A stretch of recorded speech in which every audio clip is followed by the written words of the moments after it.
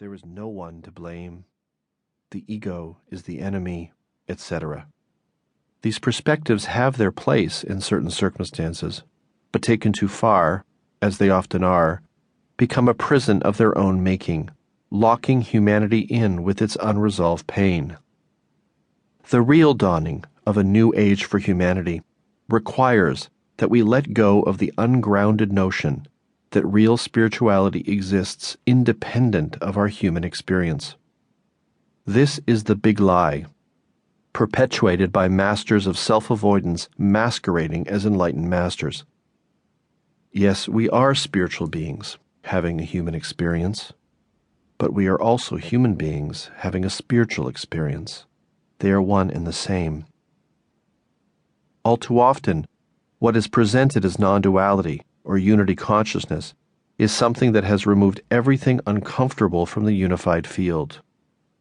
You can't have all oneness if you discard the ego, the emotions, the stories, the identity, the body, the psyche, and the self. That may be unity for a robot, but not for a human being. Presence is a whole being experience, and detachment is a tool. It's not a life.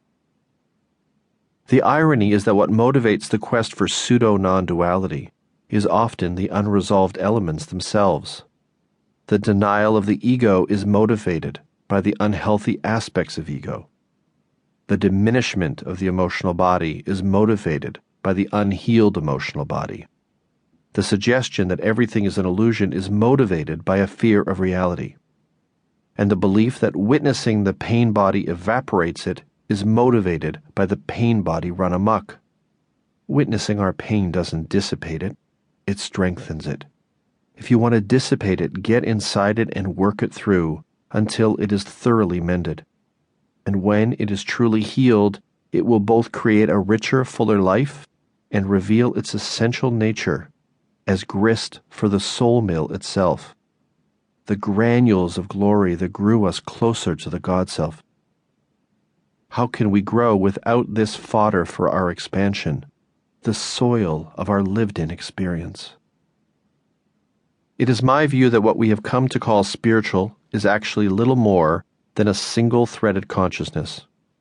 Individuals become effective at one state or practice, skilled witnessers, expert meditators, head-tripping conceptualists, Olympic champions of story reframe and premature forgiveness, and they make the mistake of calling that limited state spiritual. In fact, spirituality is reality. The most spiritual experience is the one that encompasses multiple realms in any given moment. Sitting on a meditation cushion witnessing emotions float past is not inherently more spiritual than sitting at a donut shop eating a double chocolate while watching the world go by.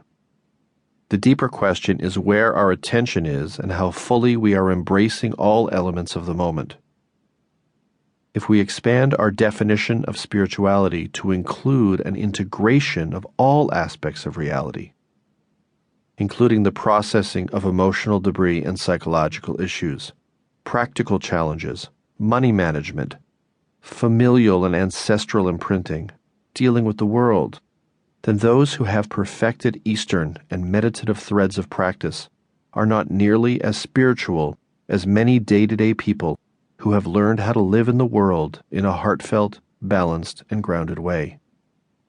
The real master, if mastery is even possible, is a master of enrealment, one who is inclusively connected to all that is human, joy and sorrow, shopping list and unity consciousness, fresh mangoes and stale bread in any given moment.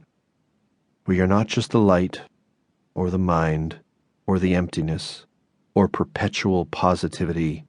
We are the everything. It's all God, even the dust that falls off our awakening hearts. This is not simply a conceptual issue. It is far more significant than that. These narrow definitions of spirituality actually have hardcore, real-life consequences. For example, I spent considerable time around a group of